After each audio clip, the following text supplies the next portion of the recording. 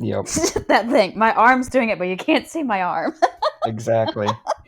What is that thing called? The clapper. Is it really called the clapper? Sometimes. Oh, okay. I didn't think that's what the name of it was. Okay.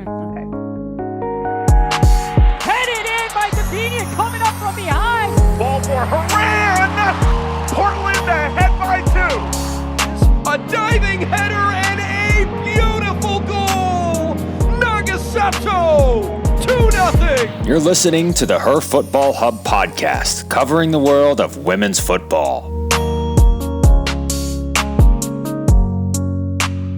Thanks for joining us again on the Her Football Hub Stateside podcast. Last episode, Taylor and I began breaking down what would have been the opening weekend of this year's NWSL season. That's right. With the world on lockdown, NWSL play has been put on hold for the foreseeable future, but Kara and I still wanted to take a look at the what could have been of those mid-April season opening fixtures. That's right. So if you had missed last episode that we had done, we had recapped OL Reign versus Washington Spirit, and also North Carolina Courage and the Chicago Red Stars. So if you haven't listened to that, go back and listen to that. So now we're going to move forward into this episode, which is going to be the Portland Thorns and the Utah Royals. And then also we'll have the Orlando Pride versus Sky Blue FC. Orlando Pride. That's right. But first, we're going to take on the Thorns and the Royals. This match that they had done the last time they met, when it was going to be, it was super late. It was a late match for us over on the East Coast. I remember watching it. We had got back from a soccer match that I was coaching at. And I had only seen the first couple of minutes leading into the beginning of the second half. So I had went to bed because it was almost midnight. And then that's when the fun started. So this soon became the most, I think, Twitter exploded match out of the last season's theme, because all you could see was the meme or GIF of Emily Sonnet's face when Rodriguez is letting her get an earful of it. And then you've got Lindsey Horan, who just magically out of nowhere just pushes Rodriguez because she went off on Sonnet. And it was just crazy. This whole match was crazy. And if you go back and watch the game, the refs are trying to keep things together. And even the commentators are like, oh, well, this is a newfound rival. So this is what we're leading into now, because this is going to be, I think, a huge match, especially with Becky Sauerbrunn not on the Royals anymore, and she went to the Thorns. That's true. It's going to be blood, Taylor. There's going to be blood that might be spilled. You never know. It's going to be intense. It's going to be intense. I need to find that GIF. Oh my gosh. And poor Emily Sonnet's face. She was just taking it from Amy Rodriguez. But I was like, oh my gosh, if I was Sonnet, I would have probably been I don't know. I might have punched her because she was all up in her face. It was crazy. It was so exciting. But then the exciting part was when Lindsey Horan just pushes Rodriguez out of the way, off the ball, nothing's happened. They were just resetting it. Now tempers flaring on both sides. I'm currently watching it. Horan knocking down Rodriguez. Not happy with the way that Rodriguez attacked Sonnet. It's so fun. Words being exchanged. And Horan clearly didn't care that a yellow card would come from that push. I rewatched this game yesterday just because it was just fun to watch. And like I said, the first half isn't super exciting, but then the last 20 to 30 maybe minutes of the game, it is full on red card. Sonnet got ejected from the game because this was her second yellow, and then Lindsey Horan got one. I think Rachel Corsi got one right before that. Amy Rodriguez got a yellow, and it was just oh my gosh, everything was just falling apart. Yeah, it was exciting though. It is. It looks so cool. There's a whole YouTube clip that breaks it all down. Yes, it's intense. I'm telling you, this is if this had happened this past weekend, there might have been blood. It was so, you could just tell the intensity when everything started to get going. Especially after Becky Sauerbrunn had scored for the Royals that last match. That was the only goal that was scored because it was 1-0 with the Royals winning. After that, all fuel was put forward. Everybody was just intensity. And in those last 20 minutes, it was just straight on. We've got to get points on the board. we've got to win. Everybody was just, I don't want to say bonkers, but like it was intense. Like it's an interesting match to watch. Yeah, it definitely looks like that way. And if you haven't seen it, for the people that are listening, do go to YouTube and look up Emily Sonnet and Lindsey Horan fighting with Rodriguez. That's the YouTube title. And I'm sure like the actual full match is out there too. Yeah. You have to watch it. Like it is extremely interesting. So leading up to this one, obviously there's a couple of people that have switched sides, but I think with Becky, who was the captain for the Royals, switching over to the Thorns, and then now Amy Rodriguez, she is the captain for the Royals. There's going to be a lot of different factors that'll be playing into this, that I think there'll be a lot of bragging rights that's on the line. But I think it would be an amazing and awesome game, because I think this really is a rival game that is emerging in the NWSL. Yeah, usually you see Portland and the Reign kind of being the big rivalry, but Utah, they're just on that West Coast as well. So I think all three of those teams really have a lot to offer to each other, whether it be positive vibes or negative vibes. Right. They be the judge of that. Right, exactly. Pertaining to what perspective you're holding currently. Yes. But the Royals, they did get a new coach, Greg Harrington. So it'd be very interesting to see, because he came from the Chicago Red Stars. He was one of the assistants. So it'd be interesting to see how he can transition to the main head coach role, and what he can bring to the table as well for this team. That's interesting. I didn't know that he came from Chicago. Yep. Fun fact, I got my research. And I don't. But with all this talk of the Royals, there have been a couple of rumors that were leading up to this opening weekend, per se, of some big name transfers that was going to be coming in. That is true. I guess you know more about these than I do because you follow the French league. But for the Royals, they did have two big names.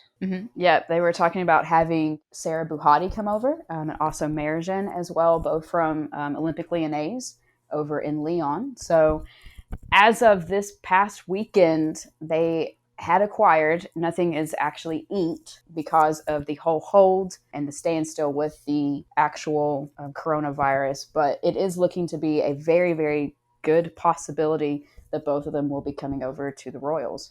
And that's pretty big for them, because we kind of expected that they, as a team, they lost Becky Sauerbrunn, and then they were kind of this youthful team that had some of their big players there, but surrounding those big players would be just the youth that they had, as well as like the new coach too. Like that would just be another youthful thing. So we kind of expected them to be more of a transitional team as well, similar to the Washington Spirit this season. Right, exactly. And they also did add Diallo to their roster, who did come from France as well. So if these two potentials actually are, it's inked, it's lined in, that's huge to have three people abroad coming from a French league over to the NWSL. Yeah, and that just kind of shows you the intentions of the Utah Royals and what they plan to do for the future. Yes, that'd definitely be a team to watch moving forward in the season, just because of the people that they do have on their squad, and just also those quote-unquote rumors surrounding them as well. From the Portland side of things, though, they also have their big guns of Tobin Heath, Christine Sinclair, Lindsey Horan, Ellie Carpenter's still there, Adriana French, right, and then Becky Sauerbrunn. So I feel like they're kind of business as usual with the addition of Becky. Yeah, and I think adding Becky to that back line will just make the Thorns even more explosive, because they were in that perspective of topping, because they were leading going into this game, the Royals last season, before the different quarterfinals and semifinals had taken place.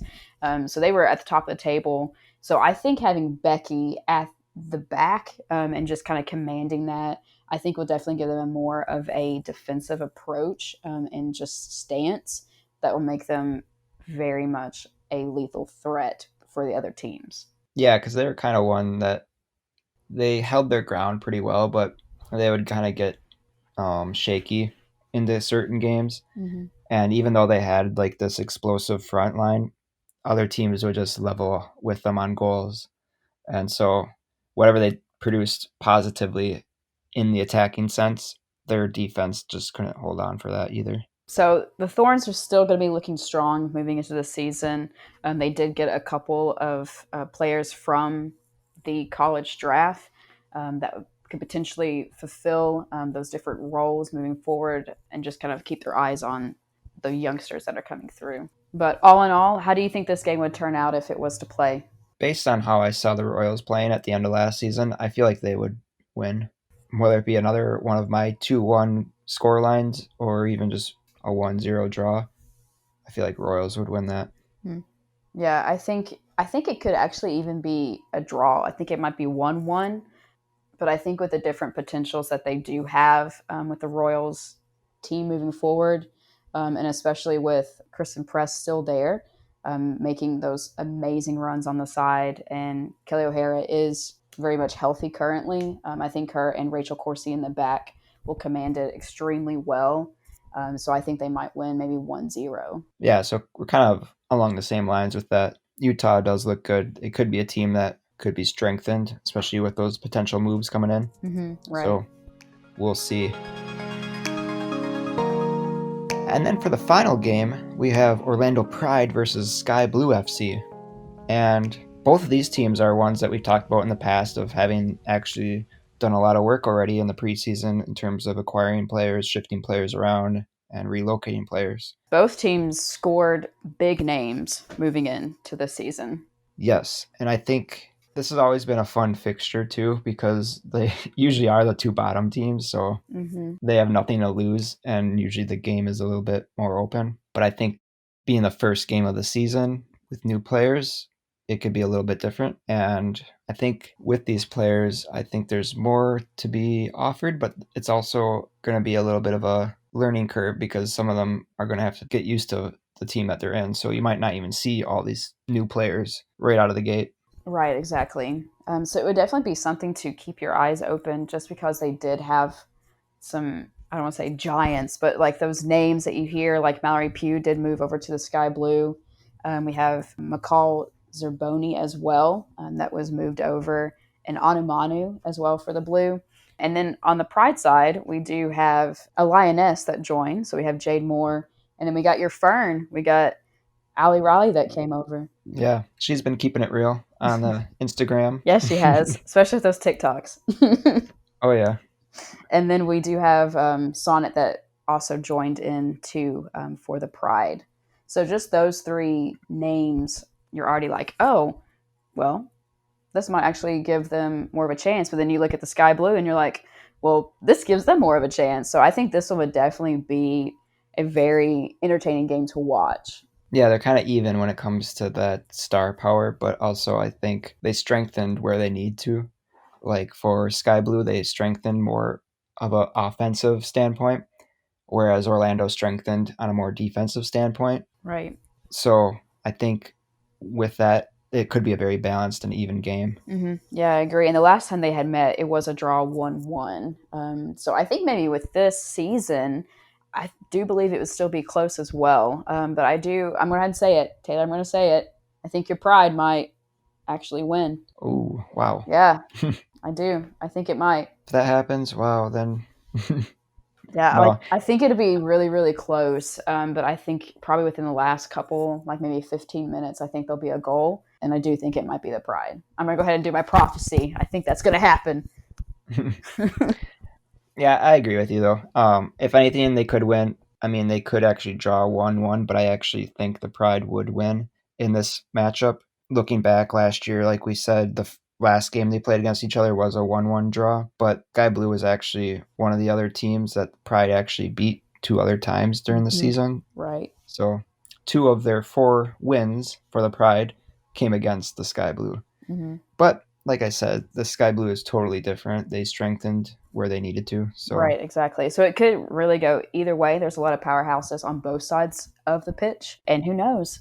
These players could actually push their clubs higher on the table and then won't be known as the bottom 2 teams. Yes, let's get that subtitle out of there. That's right. Bottom 2 teams. That's right. Shake up the table. Let's see the courage on the bottom. Hey. Who knows? This season is full of surprises. It's so surprising it hasn't even started yet. Much anticipation. Like, really, I thought I would say more about the Pride game, but no, we kind of hit the nail on the head. Yeah, and if you guys log on to the NWSL.com, their website, you can actually see that the fixtures for each game and the broadcasters that are going to be showing them. So you'll see the different matches that Twitch is going to be carrying, that CBS Sports is going to be carrying, that network, and also the CBS All Access. So it'll break down which game and what broadcaster will be covering that. And now, not everything is probably set in stone, especially at this point in time. But I think if a lot of leagues start suspending play entirely, in terms of American leagues of like football and baseball and all that, then we could start to see the NWSL get more coverage too. Because I know like a lot of those broadcasting partners, they're really hankering for some sort of content to show that's not a rerun and whatnot. So in all, if NWSL can kind of play it safely, of course, but get the games and get the matches scheduled appropriately to how the government mandates what we should do moving forward, then I think they actually will find themselves in a good position of showcasing their sport. Right, exactly. And if you do, I'm on the website right now, they actually have the games postponed up until the beginning of July. So they do have those games where you can see where it's been postponed, but it still has the different information about the matches starting July 3rd and moving forward after that. So it doesn't look like it had changed, like who might be covering it, but you're absolutely correct, Taylor. Like as more sports, such as the baseball, and we do move into college football and the NFL over here in America, the different channels will be picking that up. So hopefully this stays the course and they're able to still keep the different broadcasters that be showing these games pretty permanent. Yeah, and I think really, if anything, it would kind of open it up a little bit more too if they stayed the course. Even if they delayed a little bit longer, I can picture August being more of a more realistic start time. Mm-hmm. And I heard with MLS, they were even considering doing more of a tournament setup for the league instead of an actual season. I think that was MLS. So instead of doing like your typical maybe 2 or 3 games against a certain team every year, you would actually just do a more bracketed type league system, maybe more of a cup sort of looking play. And with the NWSL being just 8 teams, I think that actually could work out for them. So if they did something like that starting August, then that actually be kind of interesting and unique to watch. Right. Would that take place of those games that would have started now? And you think that would be how they would do that cup kind of thing? Or you think that would just be for the entire season? What do you think that might be? It could be for the entire season. That could be the 2020 season is just a cup like that, a fall cup, just to fill in what would have been. And then 2021 start from scratch and get back to normalcy. That would be very interesting if they are able to do something similar to that. But I think you are right. It was the MLS that was doing that, but a lot of different leagues and divisions were trying to figure out what might be the best route. And there's still a lot of unknowns, but we can hope for the best that everything will pan out the way that we are anticipating it to do. Yeah, that's true. And as always, we'll keep that stuff up to date on our social media pages and our website. If anything does change, we'll get an article or some tweets to let you guys know. Otherwise, from Taylor in Wisconsin and Kara in Tennessee, we'll catch you all on the Stateside. That's it. I like it.